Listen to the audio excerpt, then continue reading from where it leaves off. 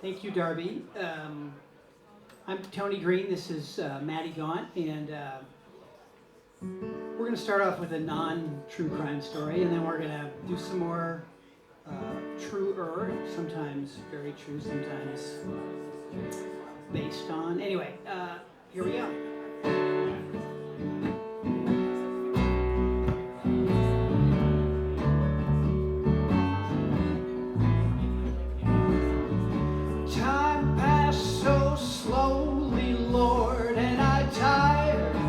Being alone as a last resort, I looked for romance by phone. Romance by phone, Lord, I was sure that I would fail, but I found true love through an ad for women in jail. Women in jail, just think what they've been through. They wanna love someone, that someone could be you. Her name was Sally Sanders, and her hair was black as tar.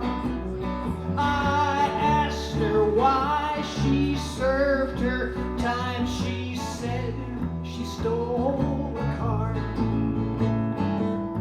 We checked into a motel on 42nd Street. We watched TV and kissed for days until I fell asleep. Women in jail, so pretty and so fun. Give one a second chance, 'cause she's sorry what she's done. When I woke up, the manager was pounding on the door. Oh, Sally had already left, and my pants and my socks were gone. I think that I'd have learned something, but this is a sorry tale. Whenever I'm lonely, I go looking for women in jail. Women in jail, I just think what they've been through. That they wanna love someone, that someone could be you.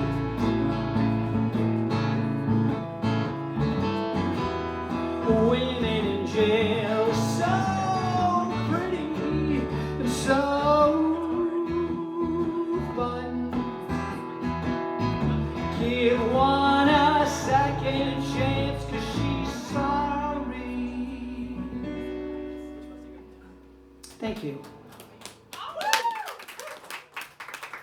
So this is the first crime song I ever wrote. I was a newspaper reporter in Portland, and for a while I was signed to the suburban crime beat, where not a lot of really bad stuff happened, but a lot of weird stuff happened, and including this story.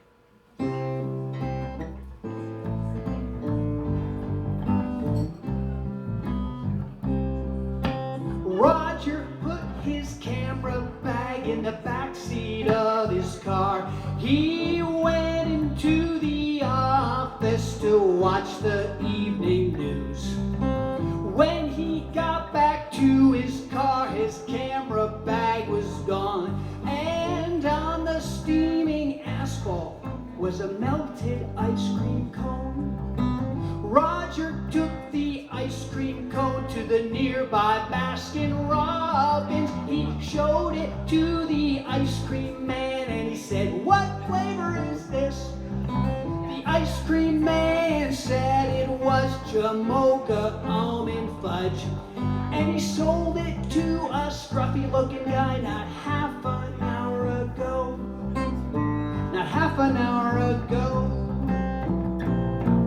Jamocha almond fudge, he liked Jamocha almond fudge, but he liked Roger's camera bag even more. Roger called the cops, but they suspended the case for lack of clues. I read about the theft while making my rounds, and I wrote a little story about it. Next day someone called me up and said that he was scared 'cause he bought Roger's camera bag outside a pawn shop. He didn't want to get arrested, but he wanted to get his money back. So I gave him Roger's phone number and I said, please call him up. Roger got most of his camera equipment back, but still they never found the thief who liked Jamocha almond fudge. Jamocha almond fudge. Jamocha almond fudge. He liked Jamocha almond fudge, but he liked Roger's camera bag even more. Jamocha almond fudge. Roger hates Jamocha almond fudge, but he hates the guy who stole his camera bag even more. Woo! Thank you.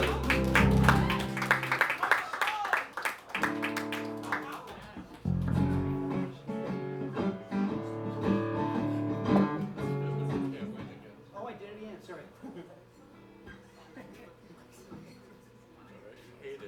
I love this one. So it makes sense, actually. We go from one franchise, unhealthy, to another.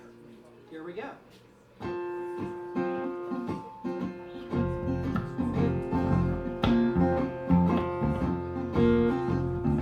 Michael Fudge was hungry, so he walked to the Dairy Queen and ordered burgers, french fries, and cokes. 3 boys and a rabbit pulled up after closing time. So one pulled a gun on Fudge and said, your fucking meal is mine. You can't win. You can't win. It doesn't matter what you want. You can't win. A friend of Fudge's saw the rabbit and took down the plate. He gave it to a sheriff's deputy who ran it not too late. The deputy tracked down the boys before those thugs could flee. He found the gun, the kidnap, and the stolen property. You can't win. You can't win. It doesn't matter what you do. You can't win. It doesn't matter who you are, your intentions, what's in your heart. There's just no point in trying anymore. The owner of the Dairy Queen felt bad about the heist, so he offered Michael Fudge a meal for free just to be nice. But Fudge said, thank you, sorry, don't think I'm ungrateful, please. But ever since that night I've had no appetite for Dairy Queen. You can't win. You can't win. It doesn't matter what you say. It doesn't matter what I say. It doesn't matter anyway. You can't win.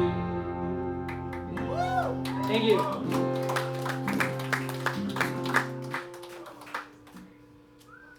So the truth is, this is kind of complicated, but this columnist for the Oregonian, I don't know why, but he wrote a story about me, and I think he just ran out of things to say, so he just quoted that song. This friend of mine came up to me and he said, you know, my dad owns that Dairy Queen, and that's not what happened. He actually, he did take the hamburger. And I was like, I know, but like, the song didn't work unless he didn't. Anyway, there we go. I can't trust anybody.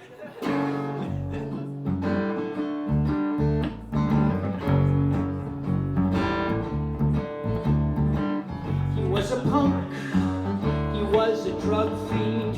He stole tobacco from some Indians.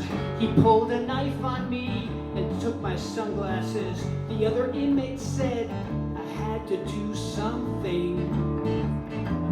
If you get punked by a punk, then you're a punk's punk, and that's no way to live. A punk's punk, a punk's punk, a punk's punk, a punk's punk.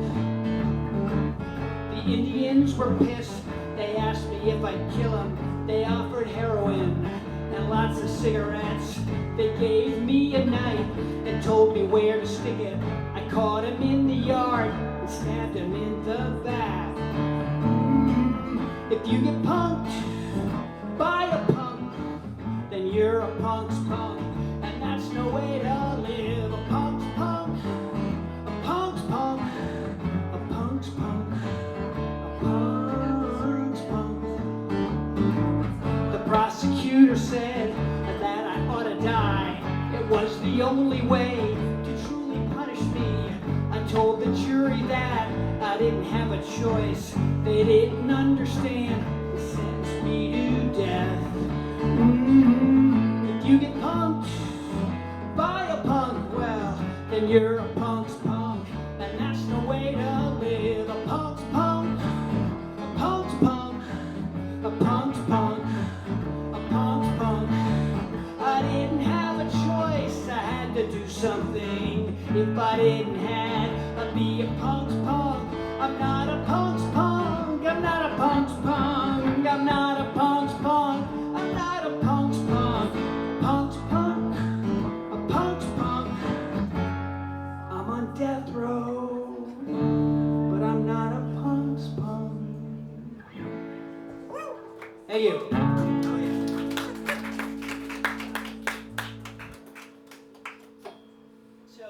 This next song is, you know, I read it.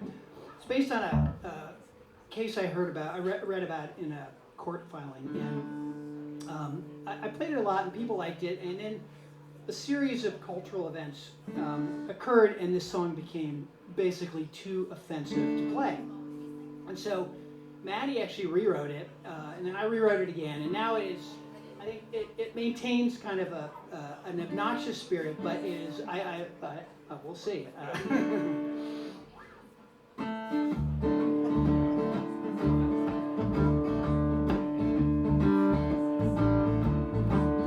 Found her ad while shopping online. Her reviews were great, only 4s and 5s. Her rates were steep, but I couldn't resist. So I drove to Bellevue and hired her forthwith. Before she started, I had to sign a contract. It spelled out her services, and there was this rule for me. I said, okay, a bit reluctantly, perhaps I should have known something so beautiful could never last. She didn't want to be my naked maid anymore. She wouldn't be my nude housekeeper anymore. She didn't want to be my naked maid anymore. She cooked and cleaned without her clothes, twice a week, whether it needed it or not. Everything was perfect, except the rule. No matter what, I couldn't open my eyes. A couple months, it was less than a year. I asked her if we could revisit that rule. She said, impossible, no one can see me nude. But in that moment we both knew that one day I would. She didn't want to be my naked maid anymore. She wouldn't be my nude housekeeper anymore. She didn't want to be my naked maid anymore. She quit the job and took me to court. She said I ogled her. I said it was just a peek. She called me an asshole, a pervert, and a jerk. I said I'm only human. You knew I'd have to look. At the time I was running for political office. Some jerks on Twitter blew everything out of proportion. I lost the race and had to leave town. Looking back, I really miss her and everything we had.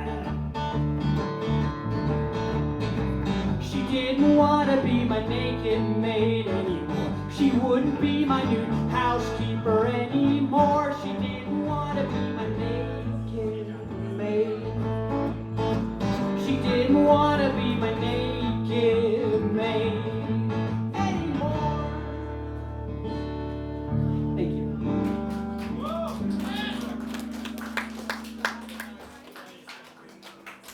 So I generally avoid kind of topical songs because unless you're Bob Dylan, they don't sound any good very shortly. But I wrote a song about when I was during COVID because there was this sign that said something like, maybe you should stay home instead of like being out and about. So anyway, here we go.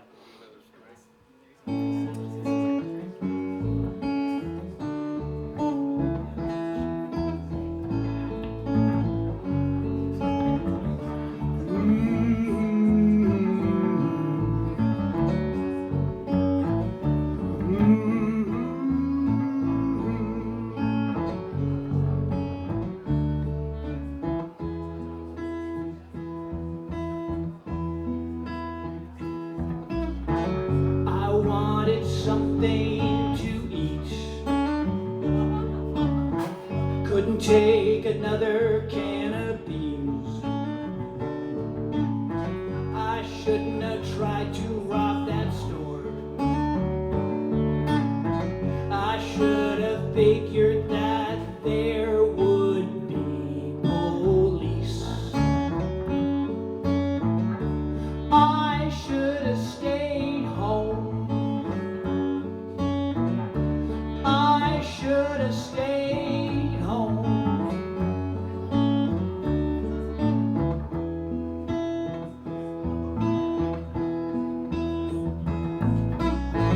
I needed something to drink. Something strong but not too sweet. Didn't think my neighbor would be home.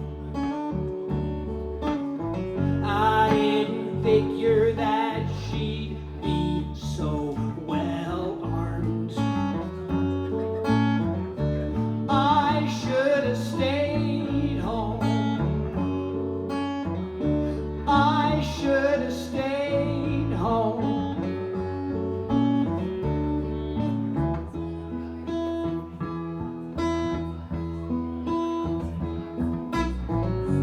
I grew tired of being alone.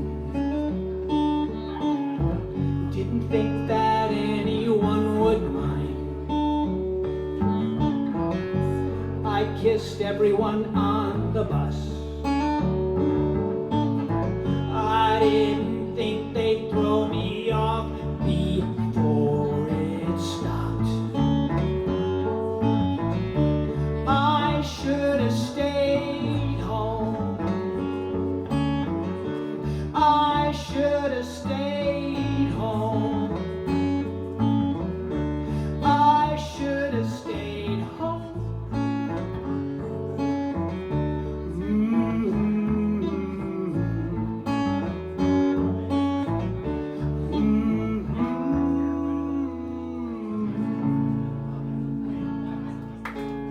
Thank you.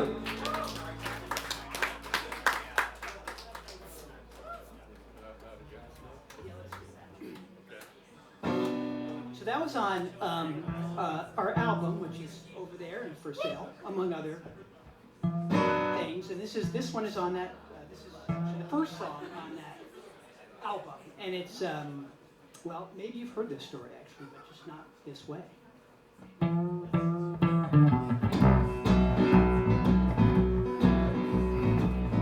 I will always remember following that trail of blood, a gun in my hand, walking from room to room. When I found Travis, his body was draped on the bed. I knew they had to kill him, I just couldn't live with it. 98% the same as you and me. You think that 98% would be enough? 98% the same as you and me. It wasn't enough for Travis.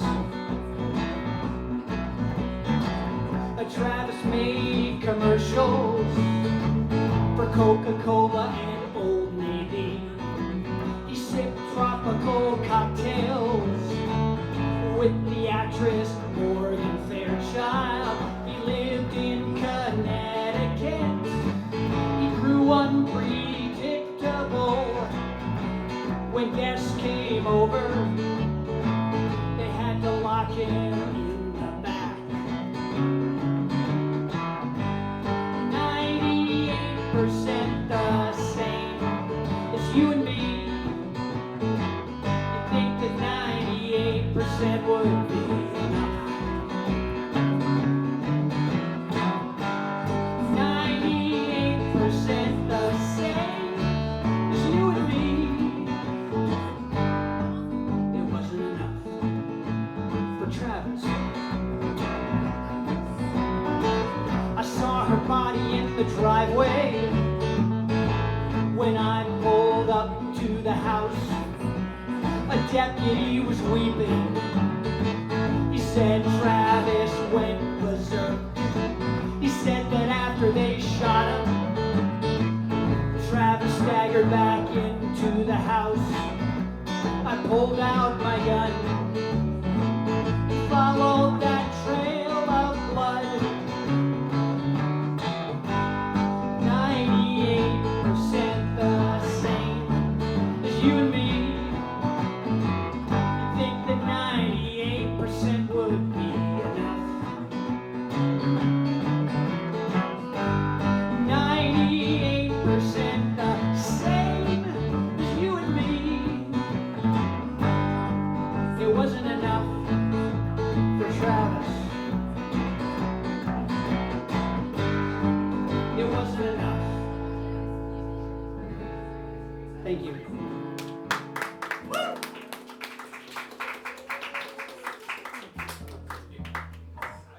Okay. It's another prison song.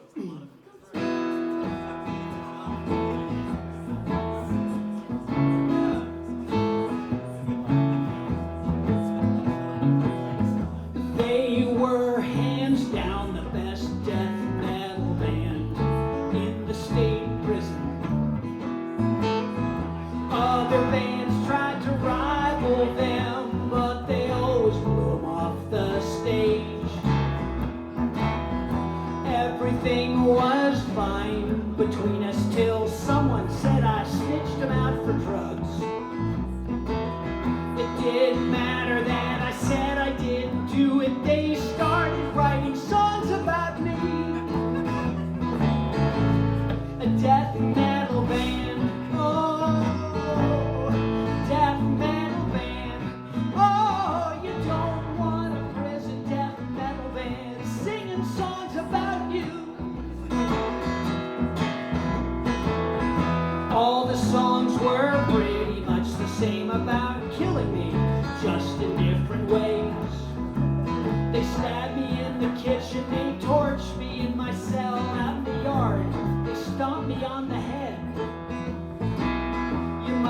think that it'd be pretty cool to have a band singing songs about you.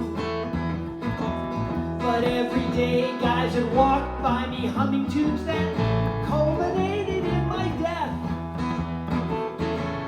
A death metal band, oh, a death metal band.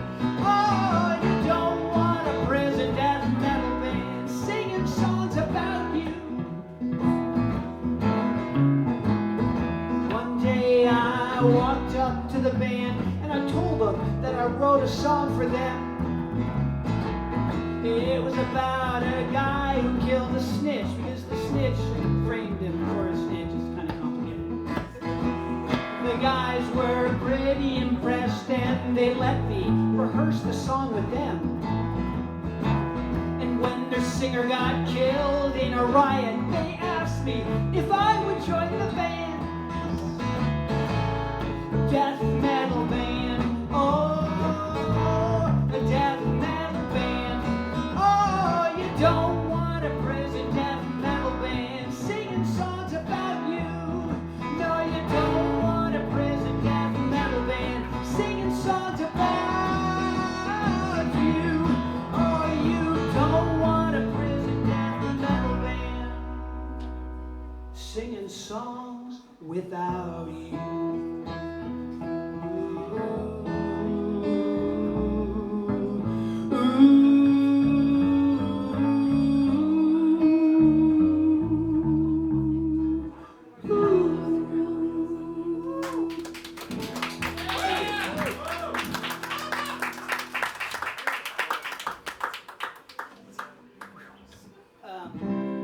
So the worst beat at a newspaper is the night cops. And what that beat is, you show up at 4 o'clock and you stay till midnight and you listen to the police scanner, and basically you mostly just sit there and make a lot of calls. I had that beat for a while, and this song is based on one night of sitting in front of the scanner. It also happened to be a holiday.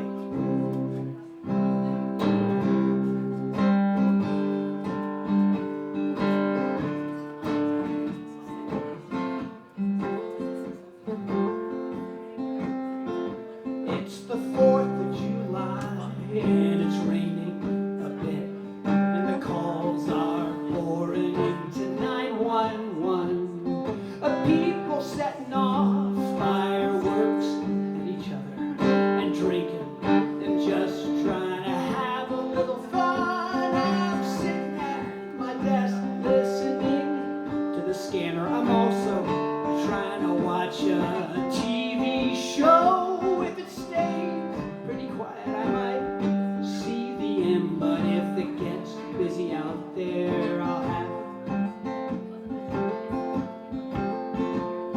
to go. An unwanted person on 11th and Division, a thief in custody at Jansen Beach, a fraud in progress at Interstate Fred Meyer, a family disturbance, a silent alarm, a family disturbance at Williams and Tillamook, a hazardous condition on the Burnside Bridge, a thief at Taco Bell, a fight on the Roma, a 10-year-old out of control on Division. A fugitive was spotted at an ice cream parlor, but he drove away before the cops arrived. Another fugitive is somewhere in California. If they catch him tonight, I'll really have to hustle. I make tons of calls and ask what's going on, from Tualatin to Medford, Vancouver to Salem. Some dispatchers, they think they're pretty funny. When I ask what's going on, they say, well, there's some fireworks. An unconscious man on a fire escape, shots fired on Anderson, a diabetic problem. The unconscious man is now up and screaming. A burglary in progress, a family disturbance, an assault in progress. A woman on 10 like her boyfriend's leaving because her husband's coming home. The fireworks show was so spectacular. People stopped on the bridge to get a better view, but on the way home, traffic was miserable. Everyone was stuck for hours and hours. A dog on the freeway caused a 10-car pileup. A woman got killed just trying to slow down. If it weren't so late, I'd have to drive out to the scene instead. I think I'll sit here and make some more calls. Two males in their 30s with long hair, they're drinking a dumpster fire. A fight on Washington, illegal fireworks, a missing child on 38. People fighting at Woodland Park Hospital, juvenile problems, more illegal fireworks. A female is bleeding, she's got vodka on her breath. A family disturbance, a man locked out in Buffalo. A fight on culling. Detox is out of room. It's the 4th of July. It's raining a lot, and the calls keep pouring into 911. Thank you.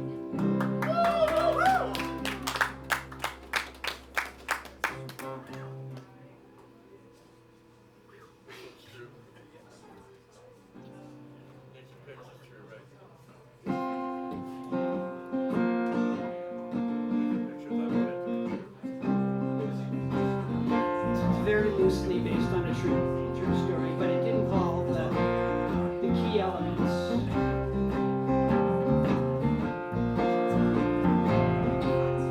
Mike came home. She was gone. He looked for her purse. He went through her desk. He rifled her closet. He flipped over their mattress. He found what he was looking for. And he called the guy up and he said, don't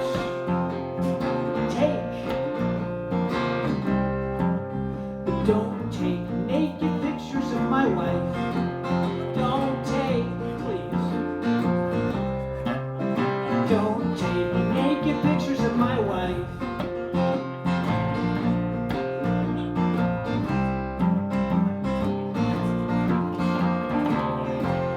The guy's name's John, but John laughed nervously and tried to explain. He said he was a professional photographer. He took all sorts of pictures. Sometimes people were naked. Sometimes people were married.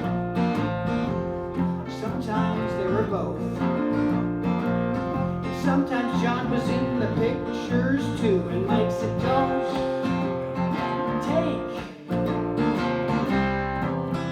don't take naked pictures of my wife, please. Don't take naked pictures of my wife.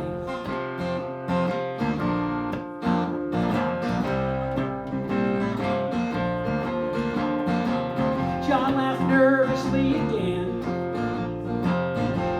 and hung up the phone.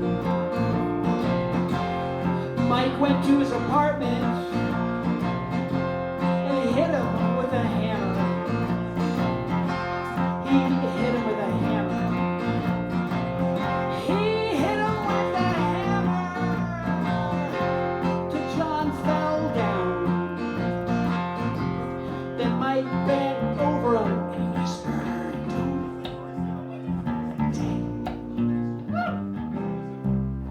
don't take naked pictures of my wife, please. Don't take naked pictures of my wife. Don't take naked pictures of my wife. Woo! Get well soon, Paul Pelosi. What you say? Get well soon, Paul Pelosi.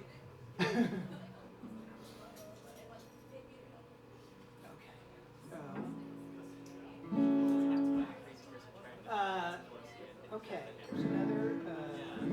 So this song, I just read this story. You'll get the gist of it, and but there's this one line which I stole for the chorus.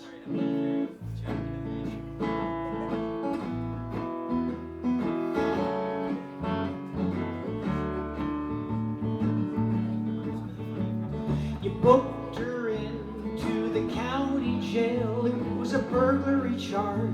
It wasn't her first. She asked you if you wanted to watch while she changed into her orange jumpsuit. She laughed at you. She cursed at you. She took your hand, and every ounce of her training warned you to stay as far away from her as possible. She's a foul-mouthed, tatted-up country girl, just like your mama warned you all about. You know she's gonna cost you everything. Oh, you can't help it. She's a foul-mouthed, tatted-up country girl, just like your mama warned you all about. You just kissed tomorrow goodbye. It was a bad idea when you helped her file a complaint against another guard. And it really wasn't very smart to write your number on her hand or to kiss her on the cheek. But after she got out and you met her at her club, and when she gave you that private dance, you knew whatever price you would have to pay, it was worth it. She's a foul-mouthed, tatted-up country girl, just like your mama warned you all about. You know she's gonna cost you everything. Oh, you can't help it. She's a foul-mouthed, tatted-up country girl, just like your mama warned you all about. You just kissed tomorrow goodbye. You lost your job, you lost your wife. She kissed you and she held you tight. She added you to her tattoos and promised that, at least for now, she'd love you and nobody else. But she also had to go to work, and she'd see you, in all likelihood, in the morning. She's a foul-mouthed, tatted-up country girl, just like your mama warned you all about. You know she's gonna cost you everything. Oh, you can't help it. She's a foul-mouthed, tatted-up country girl, just like your mama warned you all about. You just kissed tomorrow goodbye. I said you just kissed tomorrow goodbye. She said you just kissed tomorrow goodbye. Thank you.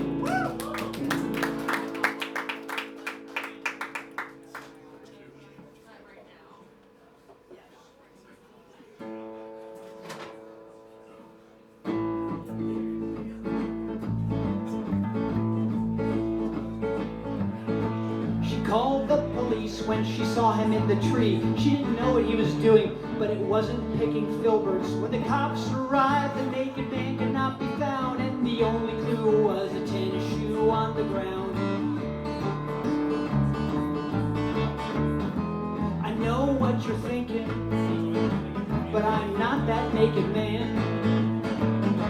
I know what you're thinking, but I'm not that naked man.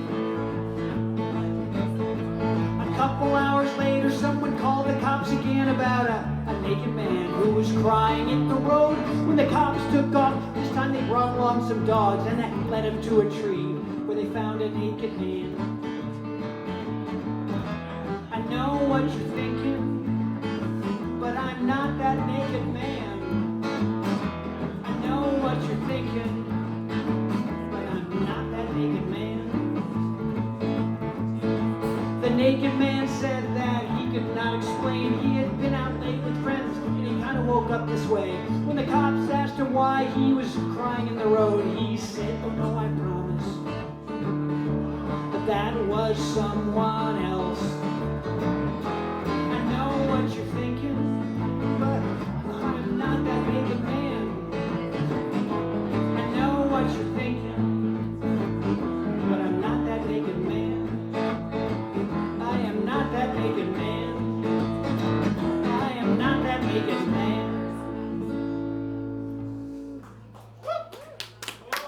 Thank you.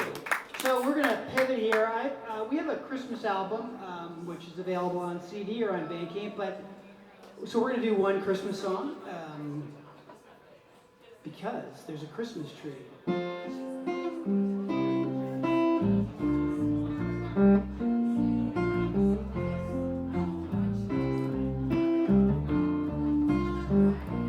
My hat's too big and my coat. My hat's too big and my coat is too small. Children are angry and pulling on my beard. I'd like a drink, I'd really like to take a leak. I know it's true, but it don't feel like Christmas Eve. No, it don't feel like Christmas. No, it don't feel like Christmas.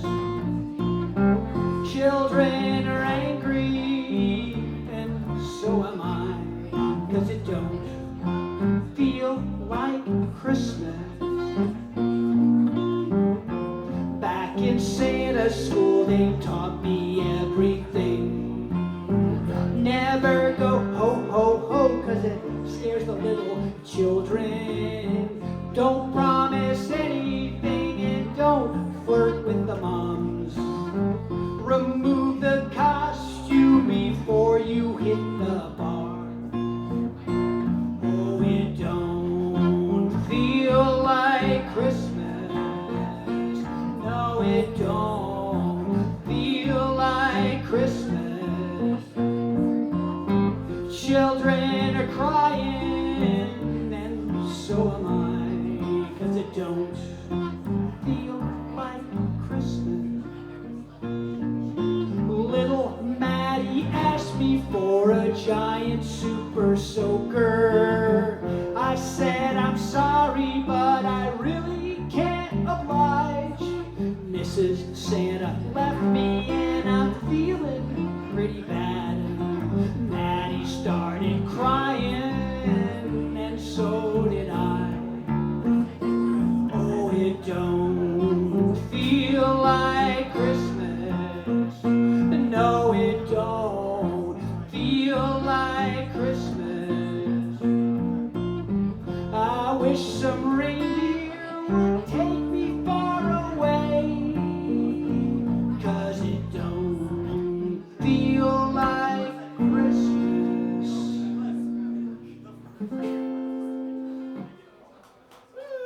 Thank you.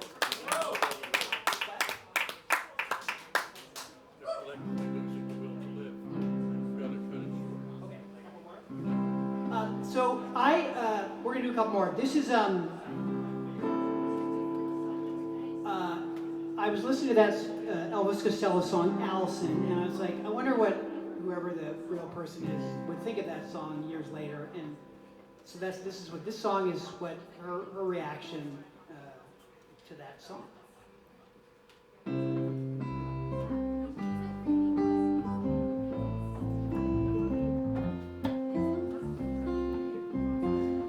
Hi, how are you? I can't believe it's been so long. I hadn't thought about you in a while, and then I heard that song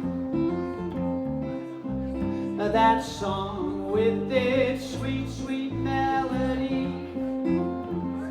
You remember that song? It's the one you wrote about me.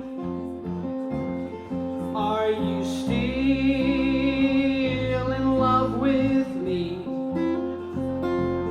Are you still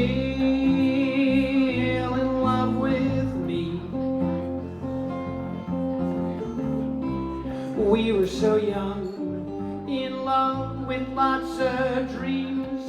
Your band was always traveling, but that got in between. If your reaction just hadn't been so strong, I think we might have worked it out. Instead, you wrote that song. I bet you're still in love with me. I bet you're still in love with me. Why'd you make me seem like such a stupid girl? Why'd you use my name so I'd be known all over the world? Why'd you write a melody so beautiful they keep on playing that song forever?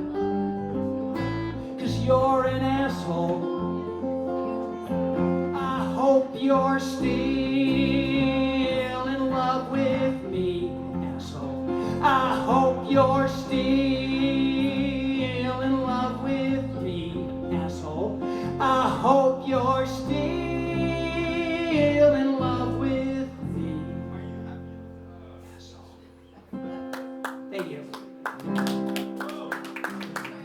We're gonna do one more. Yeah. Thank you.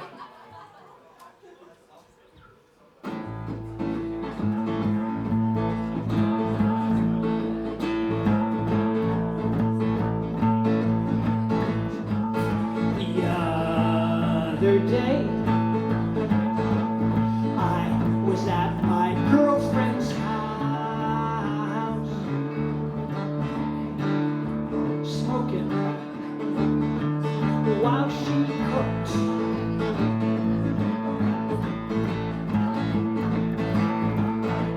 She said, "Tony dear, we can't be lovers anymore.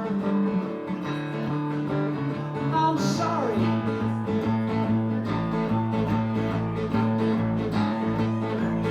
Your cigarettes really bother me. Remember, I used to smoke. And another thing, I met another guy, and I love him more than you.